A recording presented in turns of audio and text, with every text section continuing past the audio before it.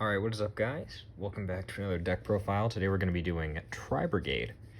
Now, I mean, this is definitely one of the most expensive decks that I've ever, covered in terms of a deck profile, and I will be telling you that, at one of my locals, I was actually, I guess technically, very much air quotes, technically went undefeated, where I won 2, and then I got a draw, but then it was down to a roll-off, and I lost the roll-off, and I lost the Salamangreats.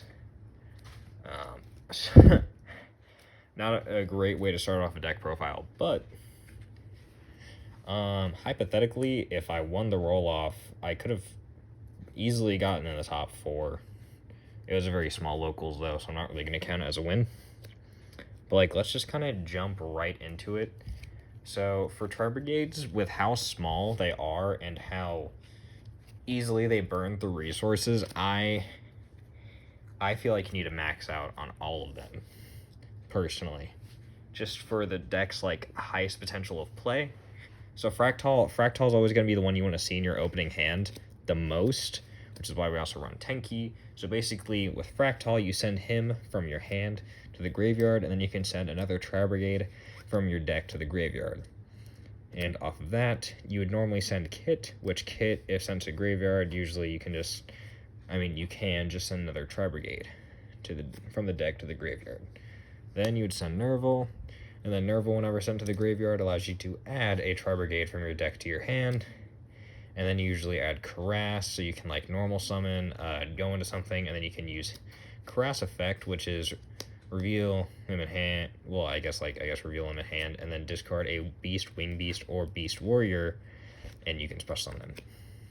And all of them do have the effect of where you can banish as many Beast, Beast Warrior, or Wing Beast monsters from your graveyard up to a monster's link rating. So, for example, Shirag, you'd have to banish 4 Beast, Wing Beast, or Beast Warrior, regardless if they're a link monster, because it's just the total amount, not the monster's link rating. So Tri-brigade's definitely a deck that's on the top meta, and it's probably going to stay in the top meta unless it gets hit really bad, which the only real hits, I guess, could be, for example, Rescue Cat, because this is a pure variant, so we are playing at least 2 Rescue Cats. And then, in terms of non-archetypal stuff, we also do play the single barrier statue for the Samorg lock.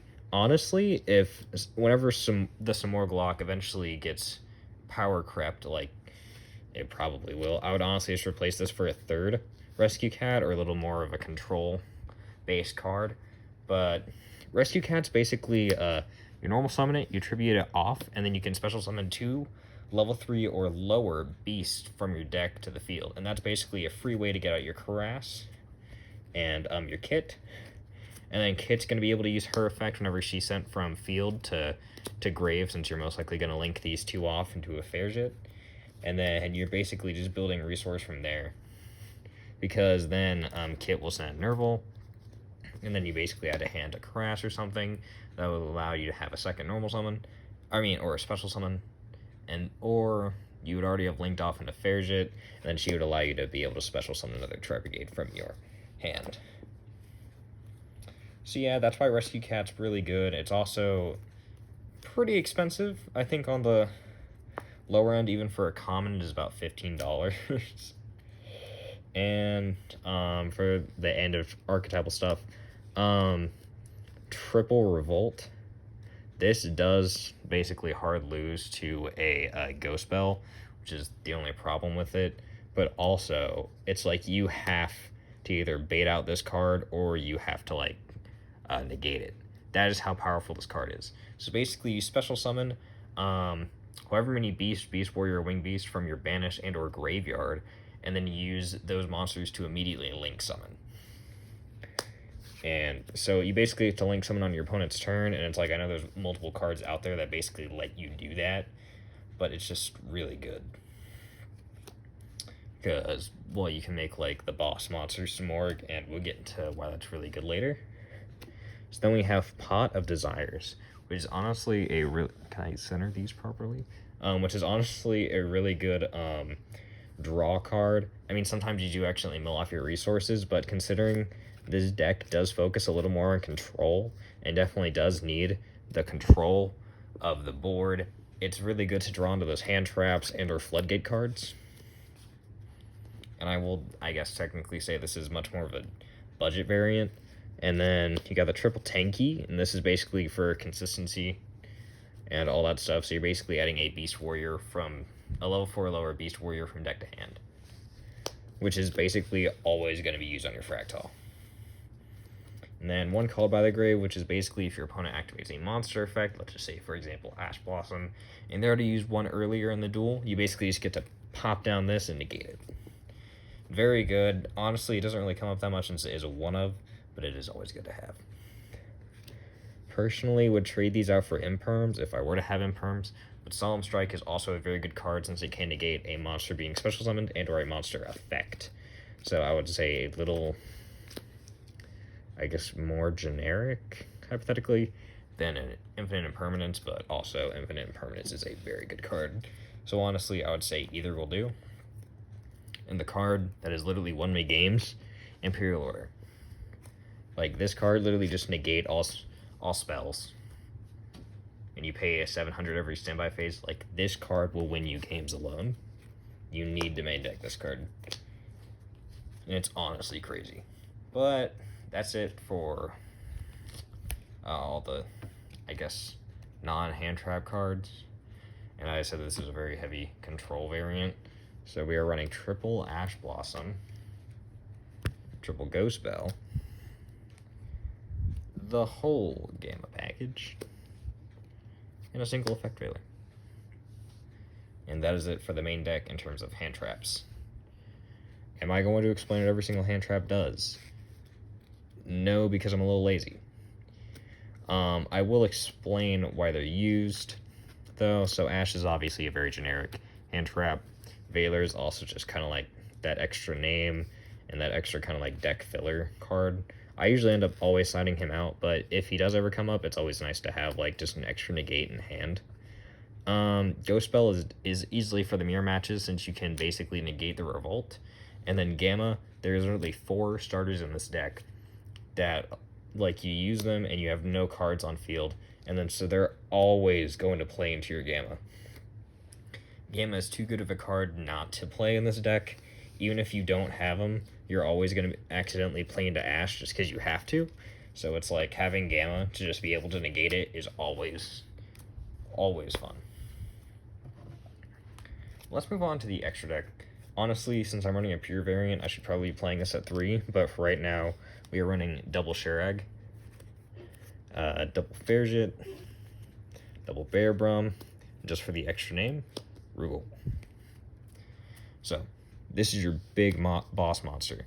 You're always trying to make sure you at least have 4 monsters in grave and or banished, so Revolt is always live, and so you can always activate him. But you do have to have 4 of your monster slots open, so it is a little inconvenient at times, which is why we do have alternative names such as Rugal, Fairjit. Usually you're not going to be using the Revolt to summon out any of these, but it's like sometimes it can come up if you have to like kind of go into more of a combo based board and less of a control based board. So basically on his special summoning, or the special summoning of a beast warrior, or winged beast monster, which like I honestly didn't even know, so I probably could have been banishing a lot more cards, but it is once per turn. It is a non-targeting banish, and even whenever he is sent from field to grave, you basically get a free search. Depending on how many banished monsters you have, you get to add a Tri-brigade from your deck to your hand that has this like same or lower level than the amount of banished beast warrior, or winged beast monsters you have. Rugal is literally just kind of like an extra name, and it is a decent length 3 if you need to like send Fairjit or Bearbrum to the graveyard. So basically, his effects are kind of bad, but during your opponent's turn, you can basically special summon a Tri-brigade from your hand and or graveyard, and they just kind of sit there and their effects are negated. But they do get returned to the hand at the end of the turn, which doesn't really ever come up. You're literally just playing him because he's an extra name. Honestly, definitely one of the weakest cards in the entire archetype, but still definitely good to have around every once in a while because Revolt target. Bear Brum, the newest line of support, is basically your free searcher for Revolt, but you do have to place a card back into your hand, and that is only whenever she's sent to the graveyard. Her normal effect is discard 2 cards, and I think special summon back...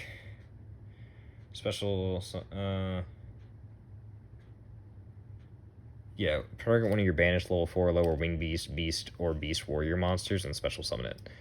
Not bad, but you're usually doing it for the Revolt search. And then Fairjit. Fairjit literally is going to allow you to have a special summon of a beast, beast warrior, or wing beast monster, so it's definitely going to allow you to combo off a lot more. So say you use Fractal to summon Fairjit. Fairjit's not going to let you summon hypothetically like a Nerval from hand, and then you can use Nerval's effect to then summon more. And then over She's Sent from Field to Grave, you basically get to draw a card and then put a card at the bottom of your deck. So she allows you to fix your hand, basically. Another kind of disruption card, Double Dragon Lords. Basically, he gives all Ancient Warrior cards 500 attack point buff. And then you can basically send one of the cards you control from your field to the graveyard. Then you can return a card from your opponent's field to their hand. I believe you can also send cards from your hand to the graveyard. Yeah, let me just double check on that. You can send one card from your hand or field. So yeah, it's pretty good. I mean, hypothetically, you could send Kit, and then Kit will do Nerval, and then you can add from Nerval being sent to the graveyard. So it's pretty decent, honestly. And with the way a Tri-brigade summons, it basically bypasses all of the summoning restrictions, since normally this does require a Wind Ancient Warrior monster. Alright, so Samorg. Samorg is basically the only reason we're playing the Wind Barrier statue, and only because it is very good against most matchups. Like, I honestly wouldn't be playing it if it wasn't as good as it is. Because sometimes, it'll win you games. Like, not a lot of decks always have an out for it, and it's like, I know it's a little bit old at this point, but it's honestly not bad. So he's basically going to be able to summon out a Wind Wing Beast monster every single end phase. That includes your end phase and your opponent's. Normally, you're not going to have that many targets for that long, so you might be able to use that effect like twice. But if you summon him in this zone, any Wing Beast monster he points to, which includes Shurag, basically cannot be targeted by card effects. So he's actually pretty good.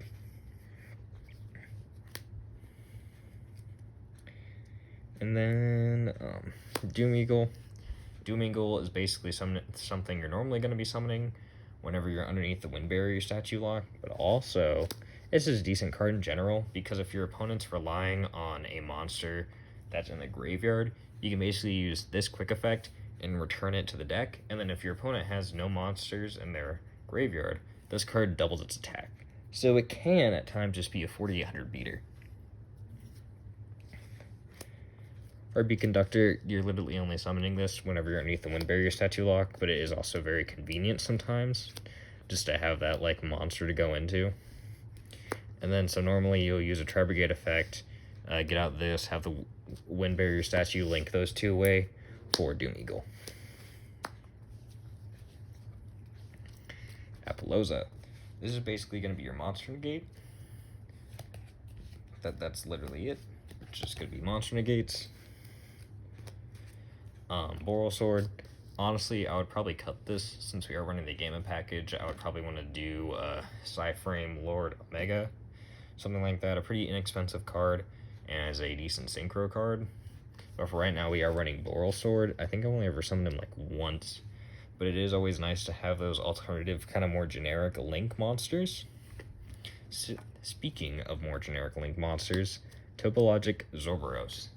So this does actually kind of play into the gimmick of the deck, since you will be banishing a lot, and Rugal also banishes your opponent's cards. So basically this gains 200 attack for every banished card, and it's like at points I've had him be like 7,000 something. So this literally beats over the Attic Nister boss monster. The only downside is you cannot special summon to the zones he points to, which are pretty useful zones, to be honest. But if your opponent does, you banish every single card on the field, and then during your next standby phase, he special summons himself back. That part doesn't really come up too much, but yeah. Then Salamangreat Almirage. You're only playing one. You could hypothetically play two, but like I only play one. And basically to be able to send your Nerval and Kit to the graveyard. It does have a niche effect of being able to protect one of your cards from being destroyed by card effects, but that doesn't really ever come up that much. But it is always nice to have as an option if you can't get them off the field. So overall, I would actually say the deck's pretty good and pretty consistent at what it does.